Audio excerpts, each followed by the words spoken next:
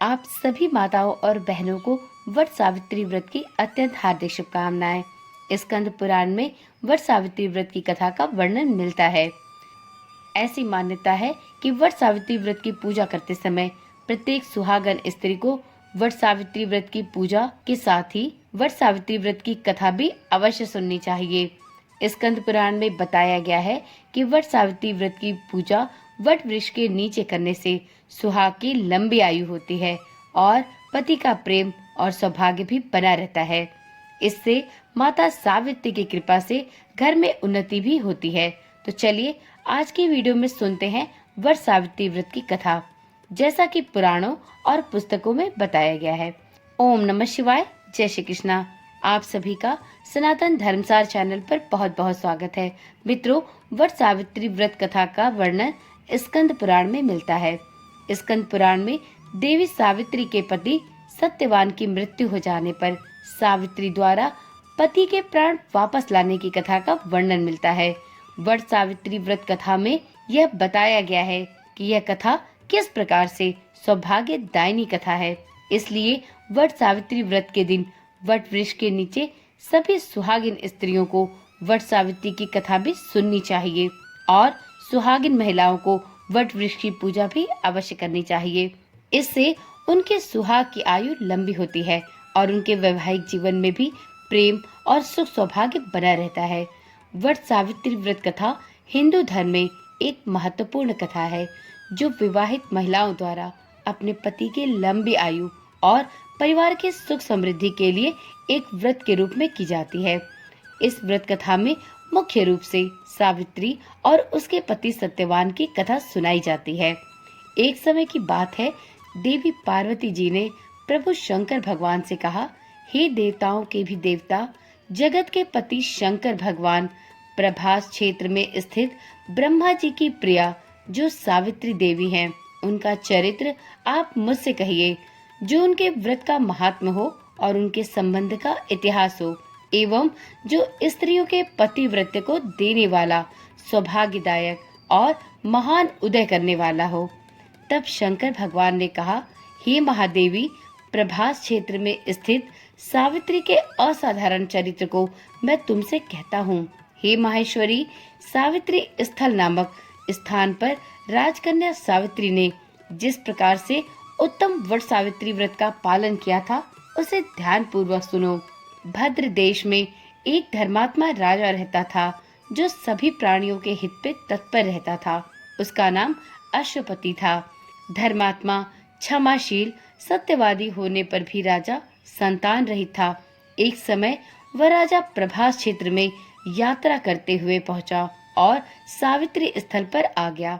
वहां पर राजा ने अपनी रानी के साथ इस व्रत को किया जो सावित्री व्रत के नाम से प्रसिद्ध सभी प्रकार की कामनाओं को पूर्ण करने वाला है। ओम भूर्भुवः स्वः इस मंत्र की साक्षात मूर्ति बनकर स्थित श्री ब्रह्मा जी की प्रिया सावित्री देवी उस राजा पर प्रसन्न हुई। कमंडलू को धारण करने वाली वह सावित्री देवी दर्शन के बाद पुनः अदृश्य हो गई। लेकिन देवी के दर्शन के पुण्य से कुछ दिनों बाद राजा अश्वपति के घर देवी के समान रूप वाली कन्या का जन्म हुआ, जो देवी सावित्री के अंश से ही उत्पन्न हुई थी। देवी सावित्री की प्रसन्नता से प्राप्त तथा देवी सावित्री की पूजा करने के बाद उत्पन्न कन्या का नाम भी सावित्री रखा गया। वह राजकन्या देवी लक्ष्मी के समान शोभित होती हुई बढ़ने लगी और धीरे धीरे सुकोमल अंगों वाली वह कन्या यौवनावस्था को प्राप्त हुई। नगरवासी उस कन्या को देखकर यही समझते थे कि वह कोई देव कन्या है। कमल के समान विशाल नेत्रों वाली एवं तेज से अग्नि के समान प्रज्वलित होती हुई वह सावित्री महर्षि भृगु द्वारा कहे हुए सावित्री व्रत को करने लगी। लक्ष्मी के समान सुशोभित वह कन्या एक दिन देवी सावित्री की पूजा के बाद अपने पिता के समीप खड़ी हो गई। उस समय पुत्री को युवावस्था को प्राप्त देखकर राजा ने मंत्रियों से सलाह किया। इसके बाद राजा ने सावित्री से कहा, हे पुत्री, तुम्हें योग्य वर को देने का समय आ गया है। मुझसे कोई तुम्हें मांगने के लिए भी नहीं आता और मैं भी विचार करने पर तुम्हारी आत्मा के अनुरूप वर को नहीं पा रहा हूँ। अतः हे पुत्री, देवताओं के निकट मैं जिस तरह से निंदनीय ना हूँ वैसा तुम करो।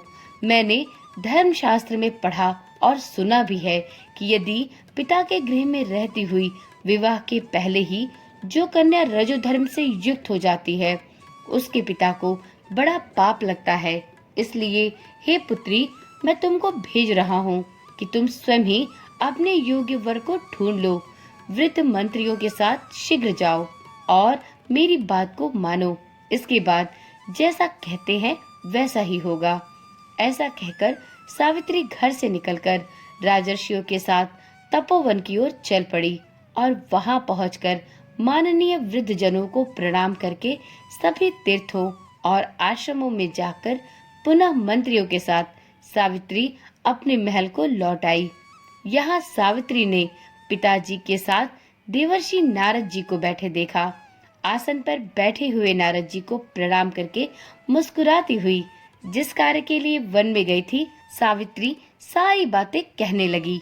सावित्री बोली, हे नारद जी, शाल्व देश में धर्मात्मा धुमतसेन नाम से विख्यात एक क्षत्रिय राजा है जो देवयोग से नेत्रहीन हो गए हैं। रुक्मी नामक उनके एक सामंत ने उनसे राजपाट छीन लिया है और वह अपने पुत्र और पत्नी के साथ वन में रह रहे हैं। उनका पुत्र सत्यवादी और धर्मात्मा है। उसे ही मैंने मन में अपने पति के रूप में वरण किया है। नारद जी सावित्री के वचनों को सुनकर बोल पड़े, हे राजन, सावित्री ने यह बड़ा कष्टप्रद कार्य कर डाला। बाल बुद्धि होने से इसने केवल गुणवान समझकर सत्यवान को वरण कर लिया। सत्यवान मिट्टी के घोड़े बनाता है और घोड़े का चित्र भी बनाता है। इससे उसे चित्राशु भी कहते हैं। सत्यवान दान और गुण में रंति देव के शिष्य के समान है। ब्राह्मणों की रक्षा करने वाला और सत्यवादी भी है।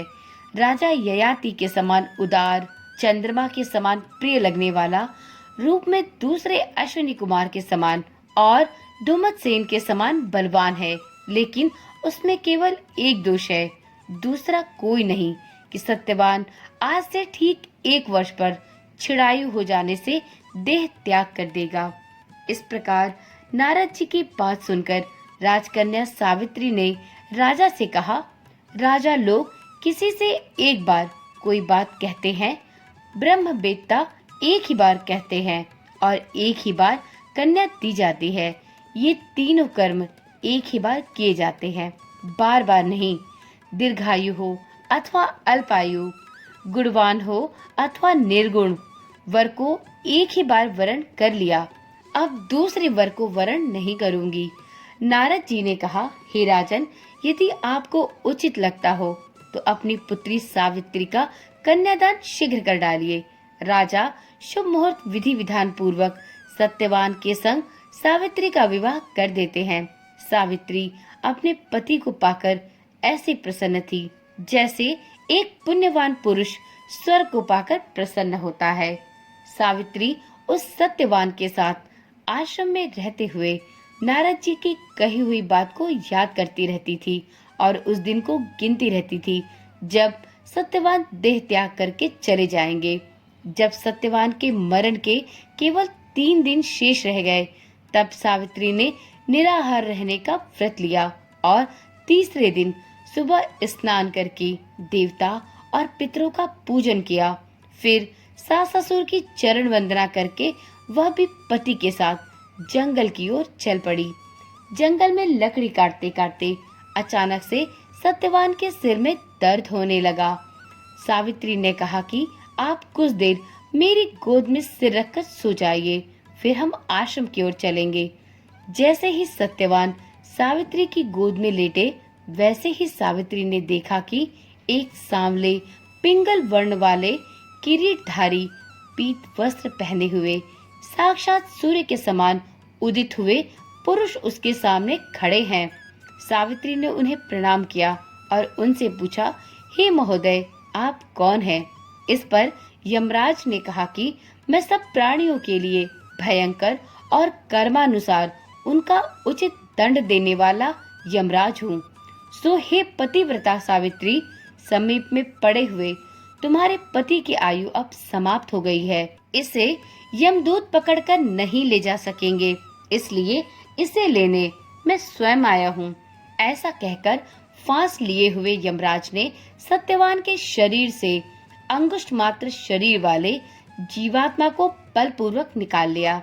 इसके बाद यमपुरी की ओर चलना प्रारंभ किया। सावित्री भी यम के पीछे पीछे चलने लगी।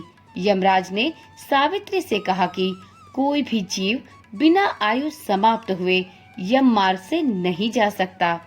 सावित्री ने कहा, आप जैसे सज्जन पुरुष के साथ मैं चल रही हूँ, मेरे पति भी आपके साथ हैं, तो मुझे आपके साथ चलने में कोई शर्म और ग्लानि नहीं हो रही। दूसरी बात, स्त्रियों के लिए इस पृथ्वीलोक में पति को छोड़कर कोई अन्य स्थान नहीं है, इसलिए मैं आपका अनुगमन कर रही हूँ। सावित्री की मधुर बातें सुनकर यम ने कहा कि मैं तुम्हारी बातों से प्रसन्न हूँ, इसलिए जो इच्छा हो वो वर मांग लो। सावित्री ने तब यमराज से अपना खोया हुआ राज्य, सास ससुर के आंखों की रोशनी और 100 पुत्रों का वरदान मांग लिया।